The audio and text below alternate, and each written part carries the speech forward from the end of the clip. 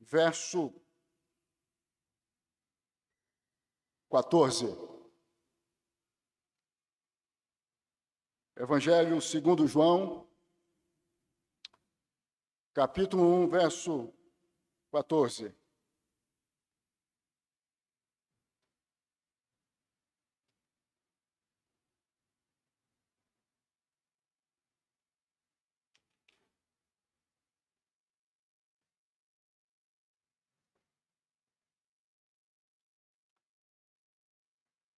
Amém, irmãos e irmãs.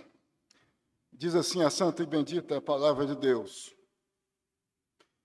E o Verbo se fez carne e habitou entre nós, cheio de graça e de verdade. E vimos a sua glória, glória como do unigênito do Pai. E o Verbo se fez carne e habitou entre nós. O tema, objeto desta mensagem, que eu vou, portanto, partilhar com vocês, meus irmãos e minhas irmãs, é a encarnação do Verbo, a maior expressão de amor da história. A encarnação do Verbo, a maior expressão de amor da história. Deus Santo, Deus amado, nós te exaltamos, nós te bendizemos pelo privilégio que temos de estarmos aqui mais uma vez com o intuito de cultuarmos, de bendizermos ao Senhor.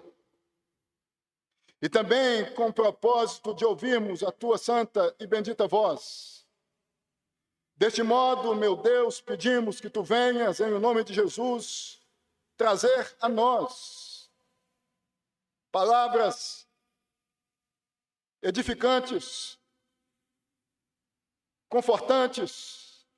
Usa-me, meu Deus, em o nome de Jesus, nosso Deus Redentor. Amém e amém. Meus irmãos e minhas irmãs, vocês sabem que o verbo, ou a palavra, dos versos de 1 a 14, do primeiro capítulo do Evangelho segundo João, é a segunda pessoa da Trindade. Isto é, Jesus. Vocês também sabem que no mês de dezembro, mês vigente, o mundo festeja o nascimento de Jesus, já que o mesmo entende que Jesus nasceu no mês de dezembro. Deste modo, eu penso que podemos, no mês de dezembro, como em qualquer tempo, em qualquer circunstância, em qualquer momento, ressaltarmos que Jesus é o Verbo encarnado. Que Jesus é a segunda pessoa da Trindade encarnada. O nosso tema é a encarnação do Verbo, da segunda pessoa da Trindade, isto é, de Jesus, a maior expressão de amor da história. A pergunta que surge ante a esse tema é: mas qual a razão? Como podemos destacar ou dizer que, ou fundados em que podemos dizer, destacar que a encarnação do Verbo, isto é, da segunda pessoa da Trindade, ou de Jesus, é a maior expressão de amor da história? Eu penso que por duas razões básicas, fundamentais. A primeira razão tem a ver com a constituição da natureza humana que passa a envolver a segunda pessoa da Trindade, com o ato da encarnação. É o que destaca o verso 14 em sua parte inicial, quando mesmo diz o seguinte: o Verbo se fez carne. Então, esta, no meu entendimento, é a primeira razão. É a primeira razão de ser o ato da encarnação, ou a encarnação do Verbo, a maior expressão de amor da história. Isto porque, meus irmãos e minhas irmãs, a constituição da natureza humana, na segunda pessoa da Trindade, trouxe algumas implicações imediatas à segunda pessoa da Trindade. Implicações que eu passo a apresentar a vocês. A primeira implicação, a concepção da substância humana. Substância física. A fisicalidade. Notem que quando a segunda pessoa da Trindade se encarna, de imediato, o que é físico, substancial, que faz parte do ser humano, isto é, o corpo, passa a fazer parte da segunda pessoa da Trindade. Isso, no meu entendimento, evidencia também, como outras coisas, que o ato da encarnação é a maior expressão de amor da história. Porque Deus, o Eterno, de uma certa forma, passa a se restringir, estando no corpo, passando a ter um corpo, uma parte física, uma constituição física ao tempo e ao espaço. Deus sai da eternidade, adentra no tempo, se restringe ao tempo e ao espaço, o eterno.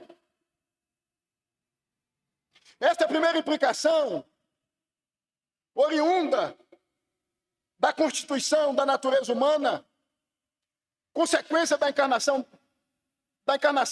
do Verbo, da segunda pessoa da Trindade, na segunda pessoa da Trindade. Irmãos, Deus, o Eterno, o Criador dos céus e da terra, o que não se restringe ao tempo e ao espaço, por ser eterno, decidiu, por amor, se restringir ao tempo e ao espaço. Quando se encarna. Quando a segunda pessoa da Trindade se encarna. Então, a primeira implicação que nos faz entender que a constituição da natureza humana na pessoa da segunda pessoa da Trindade é externa, que o ato da encarnação explicita ao homem que nada, absolutamente nada, na história humana pode se equiparar no que diz respeito ao que é o amor, a encarnação de Jesus. A encarnação da segunda pessoa da Trindade. Jesus, ou a segunda pessoa da Trindade, se tornou carne. Se tornou carne. É importante nós também observarmos que a sentença que diz "e o Verbo se fez carne" não indica que a segunda pessoa da Trindade deixou de ser Deus. Essa expressão significa que a segunda pessoa da Trindade passou a ser também homem. É o que nós Entendemos, quando estudamos a segunda pessoa da Trindade, ser parte da segunda pessoa da Trindade a natureza divina e a natureza humana. Então, quando Deus se encarna, a segunda pessoa da Trindade, e passa a ser constituído por uma parte física, substancial, Deus, de uma certa forma, se limita ao tempo e ao espaço.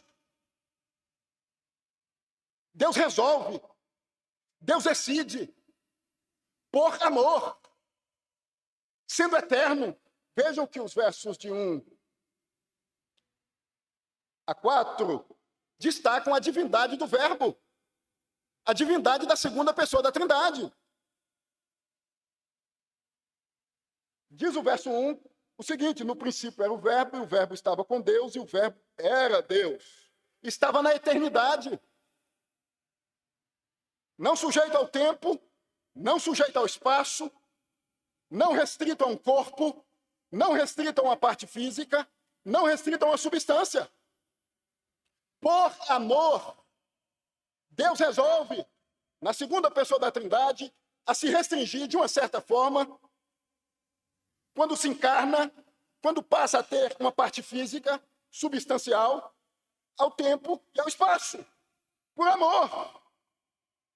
A segunda implicação, que tem a ver com a constituição da natureza humana, que passa a fazer parte da segunda pessoa da Trindade,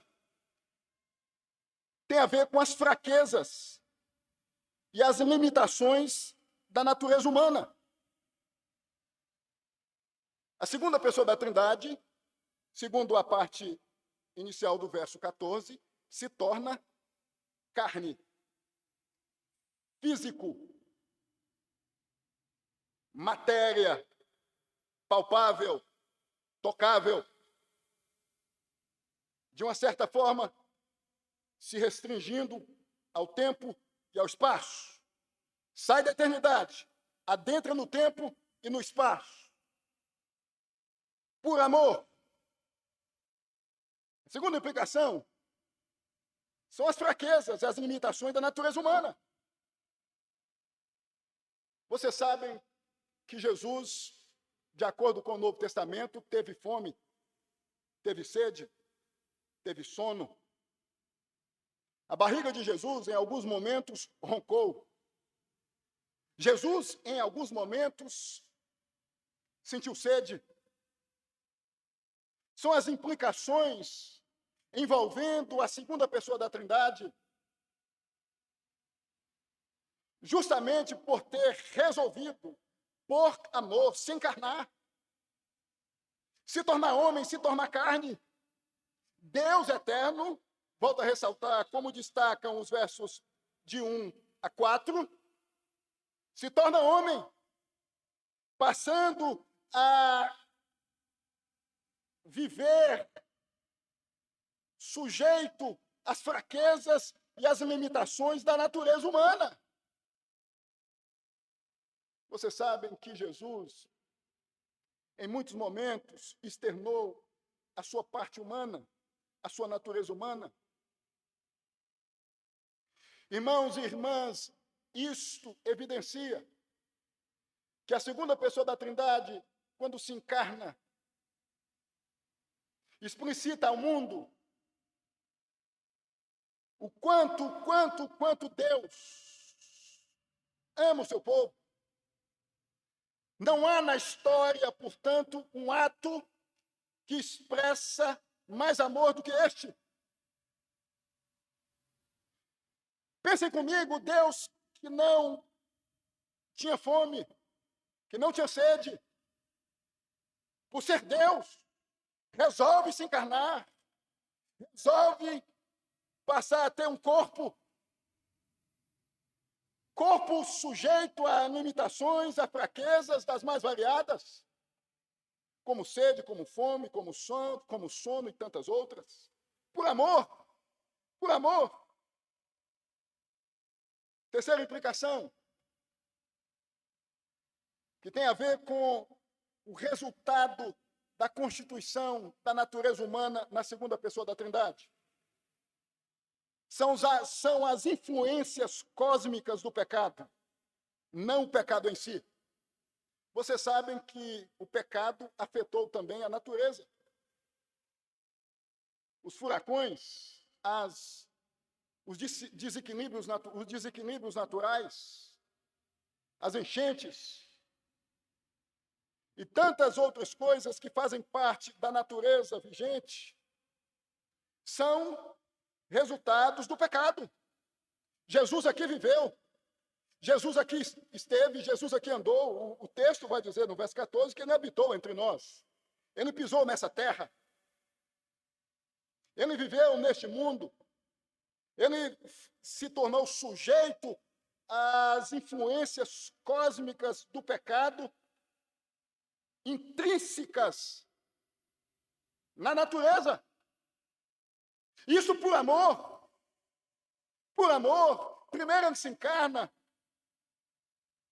passa a ter uma parte física, um corpo.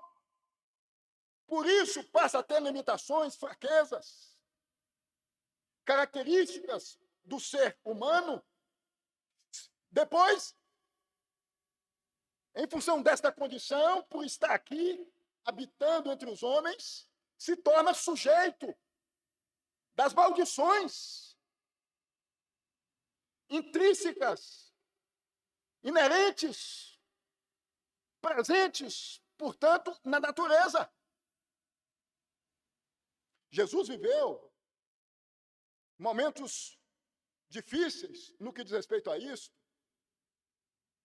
Experimentou tempestades e tantas outras coisas.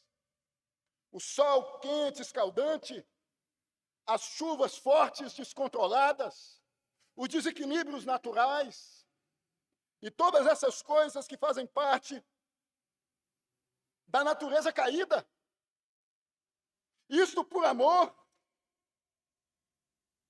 Então, eu digo que não há absolutamente nada na história que venha expressar mais amor do que o ato da encarnação.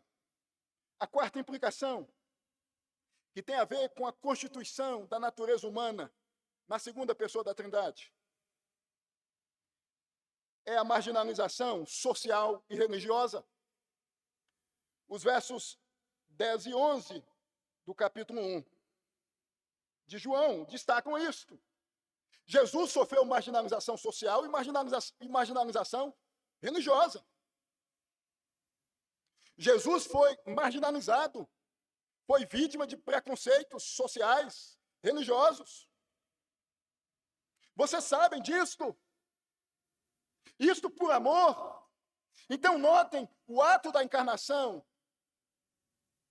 produz uma consequência imediata, a constituição da natureza humana, que tem a ver com o que é físico, que tem a ver com as fraquezas, com as limitações do ser humano, que tem a ver com estar num ambiente natural amaldiçoado, e que tem a ver com se tornar objeto de inúmeros preconceitos.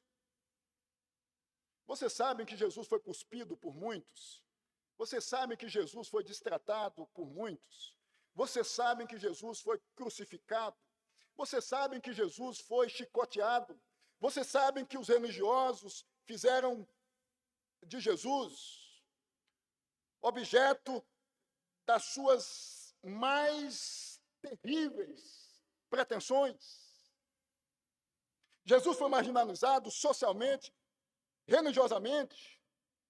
Então, notem, irmãos, que o ato da encarnação, que envolve a segunda pessoa da Trindade, rebaixou, de uma certa forma, por um momento, a pessoa da Trindade a uma condição não de criador, mas de criatura. Isto por amor.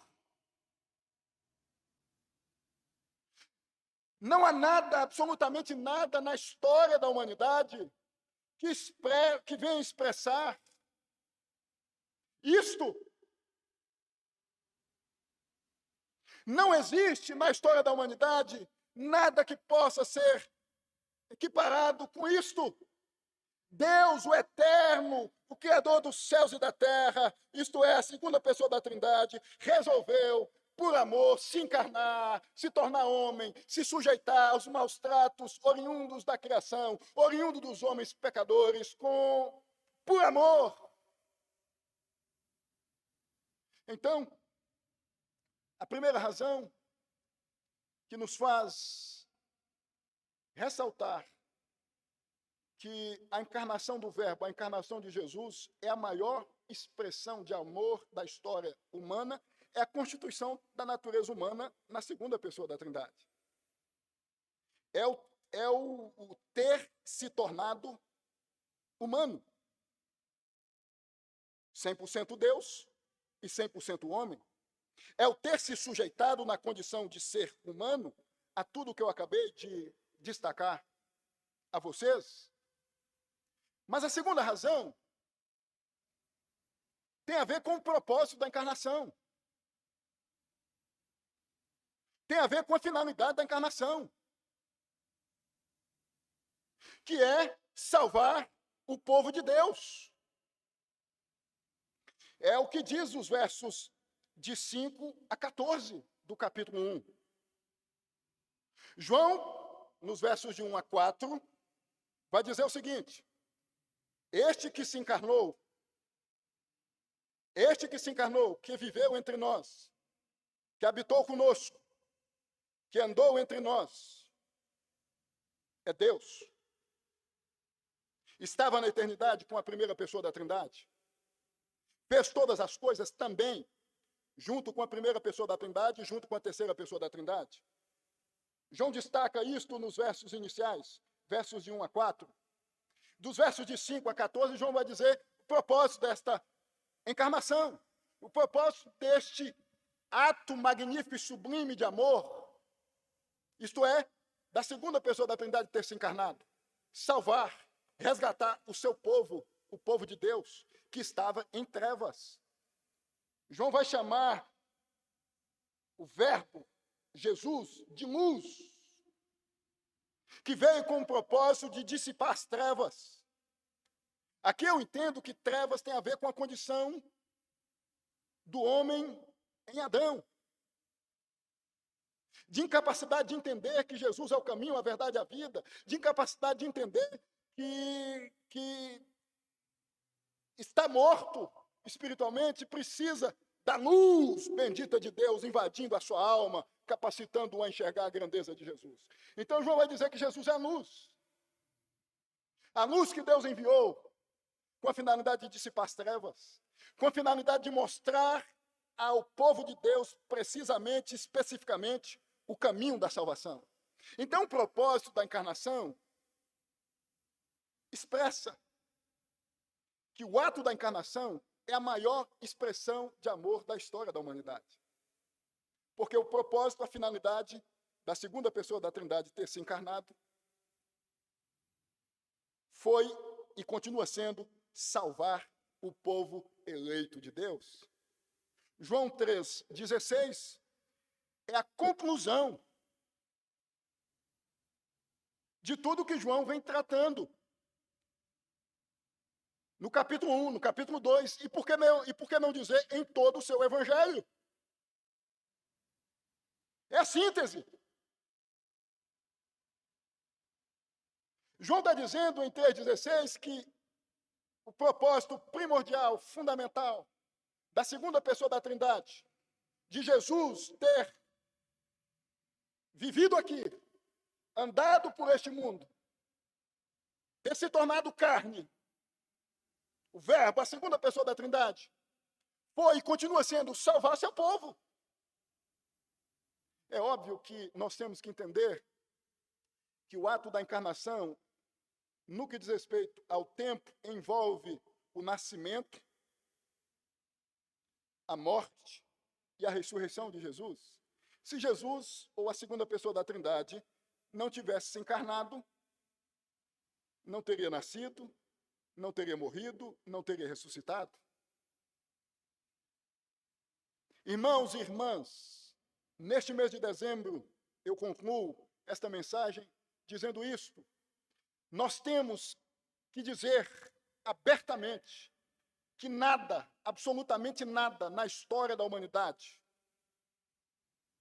explicita mais amor do que Deus ter se encarnado, do que Deus ter se tornado homem carne. Continua sendo Deus, Jesus é Deus, mas se tornou carne. No tempo que teve aqui, no período que viveu aqui, se sujeitou a tudo que eu externei a vocês, com o único propósito de salvar, resgatar seu povo. Jesus, portanto, é a referência, é o padrão de amor que nós devemos adotar em nossas relações. Porque nós podemos concluir essa mensagem destacando duas coisas básicas acerca do ato da encarnação.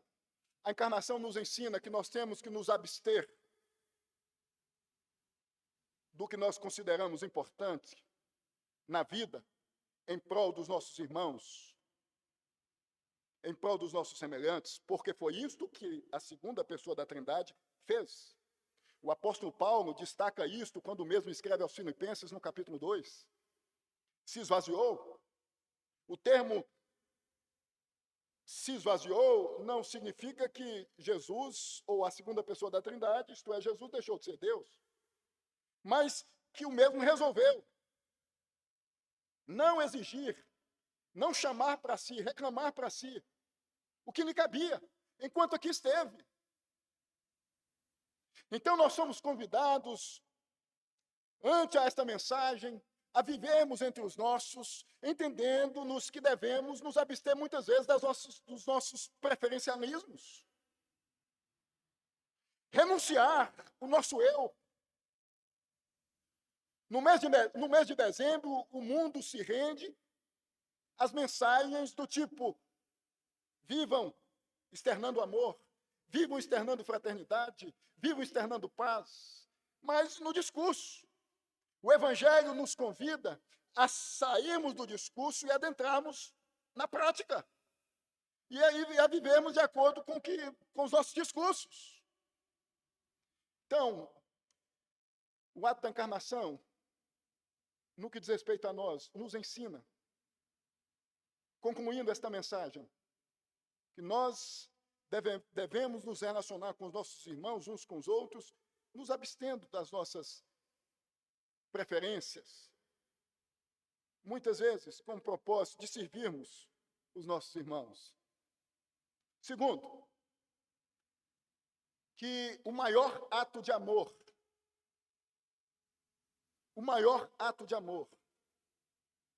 é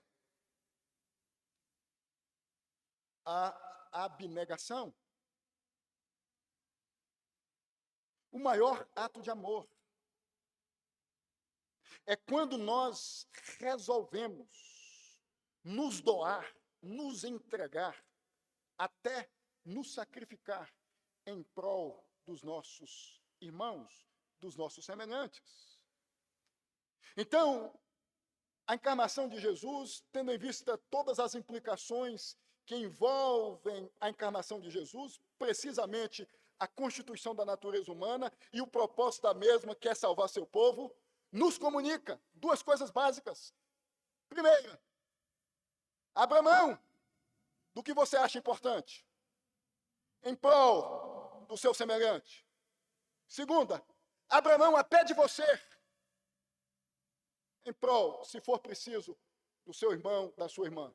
Que Deus nos abençoe e que Deus nos faça, em nome de Jesus, meus irmãos, entender que Jesus aqui esteve, aqui viveu, aqui morreu, aqui ressuscitou, com o propósito de resgatar seu povo, o povo eleito de Deus, e de, ao mesmo tempo, externar à humanidade o real significado do amor, o que é, de fato, amar. O que é, de fato, nos relacionamentos, externar amor. Deus amado, Deus santo,